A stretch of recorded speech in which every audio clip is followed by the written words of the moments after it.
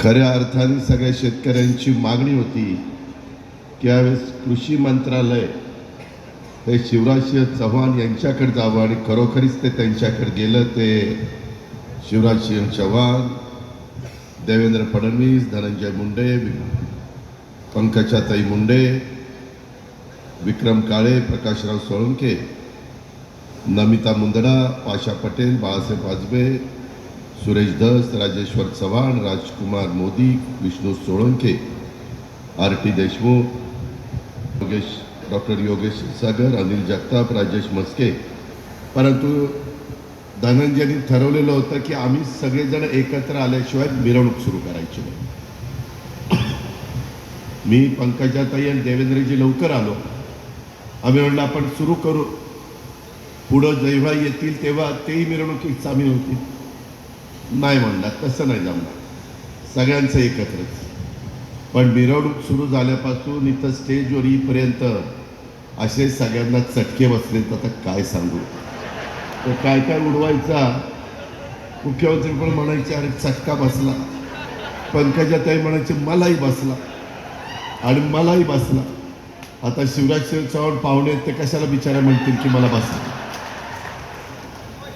धनंजय, पाहुण्यांना बोलवत जा, सगळं काही कर, आदरातिथ्य कर. ती माझ्या साधू संतांच्या मराठवाड्याची परंपरा आहे. पण ती चटकी आणि फुलं काय नको नको झालं त्यांनी. तर काही गोष्टी उत्साहाच्या भरात थोडं कधी जास्त होतात, त्याचा कुठंतरी आपण मर्यादा ठेवली पाहिजे, एवढीच त्या पद्धतीने विनंती करतो. आज वेगळा कार्यक्रम आहे. कृषी मंत्रालयाची जबाबदारी धनंजयांनी स्वीकारल्यानंतर पहिल्यांदाच अशा प्रकारचा मोठा एक कार्यक्रम हा देशाचे कृषी मंत्री, राज्याचे मुख्यमंत्री, राज्याचे उपमुख्यमंत्री आणि राज्याचे कृषी मंत्री यांच्या सगळ्यांच्या समन्वयामध्ये होतोय. आपला तसं बघितलं तर आवर्षण प्रवण भाग पाशा पटेलांशी बोलत असताना अनेकदा सांगतात की या भागामध्ये काय केलं पाहिजे, कोणत्या पिकाला प्राधान्य दिलं पाहिजे. आणि आपण देखील साधारण काय लोकांना दिल्यानंतर लोकांचं भलं होणार आहे ते बघितलं पाहिजे. आज इथं येत असताना नेहमीच आम्हाला मराठवाड्यात येताना 12 ज्योतिर्लिंगांपैकी एक असलेल्या परळीच्या प्रभू वैजनाथाच्या ऐतिहासिक पवित्र भूमीत परळी वैजनाथ राज्यस्तरीय कृषी महोत्सव 2024 ह्याचं उद्घाटन आज मुख्यमंत्र्यांनी केलेलं आहे. आणि त्यानिमित्तानं महायुतीचं संपूर्ण शासन खऱ्या अर्थाने आज परळी वैजनाथच्या परिसरामध्ये आलेलं आहे. मी ज्या वेळेस या शहरामध्ये आलोय, ज्या वेळेस धनंजयनी कार्यक्रम घेतले, त्यावेळेस इथल्या लोकांचा उत्साह आणि तो शेवटपर्यंत शिगेला जात असतो. म्हणजे मिरवणूक सुरू झाल्यापासून इथं येईपर्यंत अशा प्रकारचा उत्साह फार क्वचित महाराष्ट्राच्या इतर भागामध्ये पाहायला मिळतो. त्याबद्दल मी आपलं करावं तेवढं कौतुक आहे. मनापासून अभिनंदन, मनापासून तुम्हाला सगळ्यांना धन्यवाद. या राज्यस्तरीय कृषी महोत्सवाच्या निमित्तानं इथं उपस्थित असणाऱ्या सगळ्या माझ्या मायमाऊली, बहिणी आणि माझे बांधव, निश्चितपणे सगळ्यांच्याकडनं अपेक्षा आहे. आता रानामध्ये पिकं आहेत, पाऊस यंदा बराच झालेला आहे. अजून काही धरणं भरणं बाकी आहे, परंतु बऱ्याच अंशी तिकडची धरणं भरलेली आहे, राहिलेली भरतील, कारण यंदा पाऊस काळ चांगला दाखवलेला आहे. आणि हे होत असताना आपल्याला कापूस असेल, सोयाबीन असेल, कांदा असेल, ऊस ठराविक भागामध्ये, परंतु या पिकाला योग्य प्रकारचा मोबदला मिळाला पाहिजे. त्या बाबतीमध्ये आम्ही इथं आल्यानंतर कृषी मंत्री शिवराजसिंह चव्हाण साहेबांशी पण बोलत होतो. एकनाथराव शिंदे साहेबांनी पंतप्रधानांना पत्रही तयार केलेलं आहे, ते आता उद्या जाईल. माझी तर शिवराजसिंह चव्हाण साहेबांना विनंती आहे, तुम्ही मध्य प्रदेशचं मुख्यमंत्री म्हणून ज्या प्रकारे काम केलं, उभ्या भारताने त्या गोष्टीचं कौतुक केलेलं आहे आणि अनेक वर्ष तुम्ही मध्य प्रदेशचं नेतृत्व केलं. मला आठवतंय करोनाच्या काळामध्ये अनेक राज्य अडचणीत आली, परंतु तिथं असणारा कृषीचा दर हा जो काही तिथलं उत्पादन एकंदरीत त्यांनी काढलं त्याला तोड नाही. आणि त्याच रस्त्याने आपल्याला पण जावं लागेल. त्याच्याकरता तुम्हाला मला प्रयत्न करावे लागतील.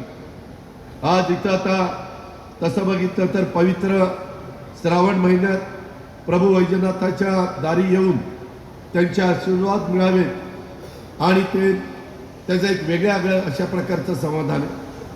मराठवाड्याची बीड जिल्ह्याची भूमी ही देवदेवतांची, संत महात्म्यांची, महापुरुषांची भूमी, भगवान श्री कनकालेश्वरांची, श्री खंडेश्वरांची, मन्मथ स्वामींची, विमलनाथांची ही भूमी, अंबेजोगाईच्या योगेश्वरी देवीची भूमी, कुलस्वामिनी सटवाई देवीची भूमी आणि 12 ज्योतिर्लिंगापैकी असलेल्या परळीच्या प्रभू वैजनाथाची भूमी, दासोपंत महाराजांची भूमी आहे. आणि या समस्त देवदेवतांच्या चरणी मी वंदन करतो. बीड जिल्ह्याच्या, महाराष्ट्राच्या विकासासाठी काम करत राहण्यासाठी आमच्या महायुतीच्या सरकारला बळ दे, असं साकडं देखील आपल्या सर्वांच्या साक्षीनं मी या देवदेवतांच्या चरणी त्या ठिकाणी घालतो. ज्या आपण परळीमध्ये आलेलो आहे त्या प्रत्येक वेळेस मला स्वर्गीय गोपीनाथ मुंडे साहेब आणि स्वर्गीय पंडित अण्णांची आठवण येतेच. आज हा कृषी महोत्सव ज्या जागेमध्ये होतोय तिथं पंडित अण्णांनी कृषी उत्पन्न बाजार समितीचे सभापती असताना मार्केट कमिटी त्या ठिकाणी त्यांनी घेतली. त्यामुळं कृषी महोत्सवाच्या सभा मंडपाला देखील पंडित अण्णा मुंड्यांचं नाव देण्यात आलेलं आहे आणि ते अतिशय योग्य, अतिशय समर्पक असं आहे. पंडित मुंडे अण्णांनी प्रगतशील शेतकरी आणि त्यांच्या नेतृत्वाखाली मार्केट कमिटीचं अतिशय चांगलं काम केलं. आणि मी परळीत आल्यानंतर माझी आणि स्वर्गीय पंडित अण्णांची जेव्हा भेट व्हायची त्यावेळेस प्रत्येक वेळेस ते माझ्याशी राज्यातल्या शेतीबद्दल, शेतीच्या प्रश्नाबद्दल बोलत असायचे. त्यांनी कधी मला धनंजयच्या भवितव्याबद्दल आणि करिअरबद्दल विचारलं नाही, त्यावर कधी त्यांनी चर्चा देखील त्या ठिकाणी केली नाही. पंडित अण्णा हे हाडाचे शेतकरी होते. शेतीबद्दल आणि शेतकऱ्यांच्याबद्दल त्यांच्या मनामध्ये एक जिव्हाळा होता, त्यामध्ये प्रेम होतं. आज त्यांचा मुलगा धनंजय हा राज्याचा कृषी मंत्री म्हणून चांगल्या प्रकारे काम करतोय आणि आज स्वर्गीय अण्णा असते तर त्यांना देखील खूप आनंद झाला असता की माझा मुलगा आज कृषी मंत्री म्हणून काम करतोय. परंतु काळाच्या नियतीच्या पुढं तुमचं माझं कुणाचं काही चालत नाही. स्वर्गीय गोपीनाथ मुंडे यांनी देखील राज्याचं उपमुख्यमंत्री, राज्याचं गृहमंत्री अशी चमकदार कामगिरी केली. विरोधी पक्षनेते म्हणून अतिशय उत्तम कामगिरी केली आणि नंतर केंद्रात काही काळ ते ग्रामविकास मंत्री होते. मुंडे साहेब शेतकरी आणि कष्टकऱ्यांच्या प्रश्नासाठी नेहमी तळमळीनं काम करणारे मोठे नेते होते. मला आठवतंय मुंडे साहेब एकदा कोणत्या तरी जाहीर कार्यक्रमामध्ये म्हणाले होते की मला देशाचा कृषी मंत्री म्हणून काम करायचं आहे. दुर्दैवाने ते देशाचे कृषी मंत्री होऊ शकले नाही, परंतु आज त्यांचा पुतण्या धनंजय राज्याचा कृषी मंत्री झाला आणि खऱ्या अर्थानं मुंडे साहेबांचं अधुरं राहिलेलं स्वप्न काही प्रमाणामध्ये धनंजय पूर्ण करतोय, या गोष्टीचा मला अभिमान आहे. धनंजय कृषी मंत्री झाल्यानंतर मी त्याला म्हटलं, धनंजय तू आता विरोधी पक्ष नेता असताना शेतकऱ्यांच्या प्रश्नाच्या करता विधान परिषदेमध्ये ज्या प्रकारे तू बोलला, भांडला, ती भाषणं तू एकदा परत ऐक आणि त्यानुसार शेतकऱ्यांच्या करता योजना तयार कर. आज योजना करण्याचा तुला अधिकार आहे. मी देवेंद्रजी आणि एकनाथराव तर चांगल्या कामाला मी नेहमीच समर्थन करत असतो, पाठिंबा देत असतो आणि त्याच्यामध्ये मला अभिमान आणि समाधान आहे. धनंजय अतिशय चांगल्या प्रकारे कृषी मंत्रालयाचा कारभार सांभाळतोय आणि एकेकाळी मोर्चामध्ये ज्याच्यामध्ये धनंजय राज्याचा प्रमुख होता आणि शिवराजसिंह चौहान देशाचे प्रमुख होते आणि आज ते देशाचे कृषी मंत्री आणि राज्याचे हा कृषी मंत्री, अशा पद्धतीने पुन्हा एकदा त्यांची जवळीक आलेली आहे. मी आज शिवराजसिंह चौहान साहेबांना आवर्जून सांगेन, चव्हाण साहेब तुम्ही वेगवेगळ्या योजना परळीकरांनो, महाराष्ट्रातल्या जनतेवर वेगवेगळी राज्य करत असतात. जसं रोजगार हमी योजना आपण केली, उभ्या भारताने ती उचलली. संत गाडगेबाबा ग्राम स्वच्छता अभियान, स्वच्छ भारत अभियानाच्या निमित्तानं ते उचललं गेलं देशात. तशा प्रकारे आम्ही यावेळेसचा अर्थसंकल्प सादर करत असताना आम्ही सगळेजण विचार करत होतो की आपल्या समाजाला काय द्यायचं आणि द्यायचं ते सर्व जाती धर्माच्या लोकांना द्यायचं. महिलांचा कार्यक्रम सगळ्या जाती धर्माच्या महिला म्हणून गरीब हा केंद्रबिंदू मानून आम्ही या योजना दिल्यात आणि याच्यामध्ये लाडली बहिणा ही योजना मध्य प्रदेशमध्ये खूप पॉप्युलर झाली. शिवराज चव्हाण साहेबांना तिथं अतिशय बहिणी सगळ्या मान देतात, सन्मान देतात, त्यांच्या पाठीशी खंबीरतेने उभं राहतात. मी ज्यावेळेस मध्य प्रदेशचा मुख्यमंत्री पदाची शपथ होती त्यावेळेस एकनाथराव मी देवेंद्रजी गेलो होतो. मी खोटं नाही सांगत, तुम्हाला माहिती आहे मी कोणाचा स्तुती करण्याचं मला काही कारण नाही, परंतु तिथं मोदी साहेब येईपर्यंत वेगवेगळे नेते येत होते आणि आल्यानंतर समोरचा मग प्रतिसाद देत होता. त्याच्यामध्ये त्यावेळेस होणारे पण मुख्यमंत्री त्यांचा शपथविधीच होता. राज्यपाल महोदय होते, बाकीचे नेतेगण होते, देशातले नेते होते. पण पंतप्रधान यायच्या आधी जर सगळ्यात जास्त त्या स्टेजवर आल्यानंतर कुणाला टाळ्या आणि प्रतिसाद मिळाला असेल तर तो शिवराजजी चव्हाण साहेबांना. एवढी त्या भागातली जनता त्यांच्यावर प्रेम करते, एवढा प्रतिसाद देते.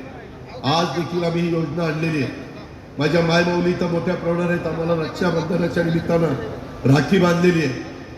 आज साधारण 1.25 कोटी महिलांच्या पर्यंत आम्ही त्यांना अतिशय चांगल्या करता सबल सक्षम करण्याचा आमचा सगळ्यांचा प्रयत्न आहे आणि त्या प्रकारे त्यांच्या अकाउंटला तशा पद्धतीनं ते मानधन गेलेलं आहे. त्याच्यामध्ये विरोधक टीका करतात, मी तर ठरवलेलं आहे इथून पुढं विरोधकांच्या टीकेला उत्तर द्यायचं नाही. आपला विकास, आपला कार्यक्रम, आपल्या योजना, महायुतीनं आजपर्यंत केलेलं काम एवढंच आपण जनतेला सांगायचं, तेवढं भरपूर आहे. आणि त्याच्यामुळं ही लाखो माझ्या 2.5 कोटी आमचं टार्गेट आहे, 2.5 कोटी महिलांना हा सगळा लाडकी बहिणाचा कार्यक्रम पोचवायचा आणि त्यांना निश्चितपणे आर्थिक बाबतीमध्ये सक्षम करायचं. आज इथपर्यंत आम्ही थांबलो नाही. 1 कोटीपेक्षा जास्त आपल्या शेतकऱ्यांना 1 रुपयात आपण पीक विमा देतो. 44 लाख शेतकऱ्यांना 3 हॉर्सपॉवर, 5 हॉर्सपॉवर, 7.5 हॉर्सपॉवर. तुमच्या मोटारचं इथून पुढं लाईट बिल भरायचं नाही. हा एक महत्वाचा निर्णय शेतकऱ्यांच्या करता घेतलाय. हे शेतकऱ्यांचं सरकार आहे, हे सर्वसामान्यांचं सरकार आहे, हे आपलं सरकार आहे. त्याकरता सगळ्यांनी मिळून मिसळून यामध्ये काम करायचंय. आमच्या काही लाखो शेतकऱ्यांना दुधाला 5 रुपये लिटरला अनुदान हे आपलं राज्य सरकार देत आहे आणि त्याच्यामध्ये 52 लाख कुटुंबियांना 3 गॅस सिलेंडर वर्षाला आपण मोफत देतोय. 52 लाख कुटुंबियांना. मला मुख्यमंत्री महोदय त्याला आपण अन्नपूर्णा म्हणून नाव दिलंय. अजून महिलांना, महाराष्ट्रातल्या लोकांना अन्नपूर्णा म्हणून ते नाव एवढं पचनी पडेना. आपण त्याच्यामध्ये 3 मोफत गॅस सिलेंडर असं काहीतरी नाव त्याला दिलं पाहिजे, त्याशिवाय ते सर्वपर्यंत पोचणार नाही. आणि आमच्या गरिबांच्या मुलींना शाळेमध्ये, कॉलेजमध्ये जाण्याच्या करता मोफत शिक्षण गरिबांच्या हे देण्याचा निर्णय आपण घेतलेला आहे. मला आता आमचे देशाचे कृषी मंत्री, आमच्या राज्याचे मुख्यमंत्री आणि उपमुख्यमंत्री या सगळ्यांना सांगायचं की यंदा पाऊसकाळ बरा असल्यामुळं सोयाबीन, कापूस अतिशय चांगल्या पद्धतीची पीक आहे. कांदा आहे, ऊस आहे. आता कांद्याला, टोमॅटोला भाव बरा आहे. परवा मी निपाडलाही गेलो होतो, काल परवा जुन्नरलाही गेलेलो होतो.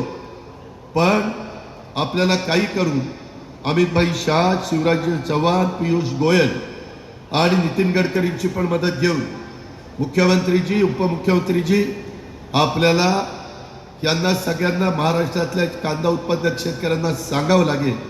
आता केंद्रात 3ऱ्यांदा आमच्या विचाराचं सरकार आलंय. आता आम्ही कांदा निर्यात बंदी करणार नाही असं एकदा महाराष्ट्रातल्या जनतेला सांगण्याची वेळ आहे. त्यामध्ये कारण नसताना कधीतरी काही गडबड होते आणि मग इतकं चांगलं काम करून पण त्याचा फटका आपल्याला त्या ठिकाणी बसतो. सरकार सोयाबीन, कापूस, कांदा, ऊस या सगळ्याच्या बाबतीमध्ये सकारात्मक आहे. आत्ताच मी त्यांना बोलत असताना ऊसाच्या बद्दल पण FRP गेल्या 4-5 वर्षात कशी वाढली पण MSP कशी वाढली नाही तेही सांगितलं. आता ह्याच आठवड्यामध्ये स्वतः देशाचे पंतप्रधान पण आपल्या महाराष्ट्राच्या दौऱ्यावर येत आहेत, आपले गृहमंत्री पण महाराष्ट्राच्या दौऱ्यावर येत आहेत आणि मगाशी फार बारकाईनं हे सोयाबीन, कापूस, कांदा, ऊस ह्या पिकांच्या बद्दलची माहिती येता येता कृषी मंत्री कसा असावा, नांदेडवरून येताना काही शेतकऱ्यांच्या बांधावर थांबून शेतामध्ये त्या शेतकऱ्याची विचारपूस केली, काय तुझं म्हणणं आहे, काय तुला पाहिजे, अशा पद्धतीचा हे कृषी मंत्री आहेत. आणि म्हणून शेतकऱ्यांच्या प्रश्नाची जाण असणारा, स्वतः शेतकरी असणारा, अनेक वर्षे एक महत्त्वपूर्ण राज्याचं नेतृत्व करणारा, या पद्धतीनं शिवराज चव्हाण या परिसरामध्ये आलेले आहेत. मी त्यांचं मनापासून स्वागत करीनच करीन. परंतु या सगळ्या प्रश्नाच्या बद्दल फार काळ लावून चालणार नाही. एक 8-15 दिवसामध्ये त्याचे निर्णय त्या ठिकाणी झाले पाहिजे आणि त्याच्यातून महाराष्ट्रातल्या शेतकऱ्याला पण, उत्पादकालाही मदत झाली पाहिजे आणि ग्राहकाला पण त्याच्यामध्ये मदत मिळाली पाहिजे. आज इथं पाशा पटेल आहेत, सारखं सध्या बांबूच्या लागवडीचा कार्यक्रम मोठ्या प्रमाणावर त्यांनी हातामध्ये घेतला आहे. बांबू लावायचा म्हणजे लागवड करायची आणि त्या पद्धतीनं त्यांचं काम चाललेलं आहे. अतिशय पोटतिडकीनं शेतकऱ्यांचे प्रश्न मांडणारा असा हा व्यक्ती आहे आणि या सगळ्यांची मदत घेऊन तुम्ही आपण तिसऱ्यांदा देशाचे पंतप्रधान नरेंद्र मोदी साहेब झाल्यावर खऱ्या अर्थाने सर्वसामान्य शेतकरी वर्गाला इथले वेगवेगळे प्रश्न आहेत ते बरेचसे आमच्या राज्याशी संबंधित आहेत. आम्ही जे गोपीनाथ मुंडे साहेबांच्या नावाने ऊसतोड कामगारांचं महामंडळ केलं, इतर काही वेगवेगळ्या प्रकारचे प्रश्न आहेत ते सोडवण्याच्या करता आम्ही कटिबद्ध आहोतच. पण आज खऱ्या अर्थाने शेतीप्रधान तुमचा माझा देश असल्यामुळं शेतकऱ्यांचं हित पहिलं बघणं हे आमचं कर्तव्य आहे आणि आमच्या माय माऊलींना, आमच्या बहिणींना जो काही आम्ही मान सन्मान दिलेला आहे तो काही आऊट घटकेचा नाही. तो पुढेही 5 वर्ष त्या ठिकाणी आपल्याला ह्या सगळ्या योजना चालू ठेवायच्यात. पण ते सगळं तुमच्या हातामध्ये आहे. जसं आत्ता महायुतीच्या सरकारच्या पाठीशी तुम्ही उभा राहिलात तसं येणाऱ्या विधानसभेच्या निवडणुकीमध्ये देखील आपण एवढ्याच ताकदीनं महायुतीच्या उमेदवारांच्या पाठीशी उभं राहावं अशी आग्रहाची, नम्रतेची, कळकळीची विनंती तमाम माझ्या शेतकरी बांधवांना, माय माऊलींना करतो. धनंजय, अतिशय दिमागदार असा चांगला कार्यक्रम, तू कुठलीही जबाबदारी घेतल्यानंतर ती जबाबदारी अतिशय तडफदारपणे पार पाडतो. तुझी टीम अतिशय चांगली आहे, त्याला कुठं दृष्ट लागू देऊ नये. अशाच पद्धतीनं तुझी पुढची वाटचाल चालू राहू दे. त्याकरता आमच्या सगळ्यांच्या तुला मनपूर्वक शुभेच्छा. एवढंच बोलतो आणि या ठिकाणी थांबतो. जय हिंद, जय महाराष्ट्र. धन्यवाद दादा.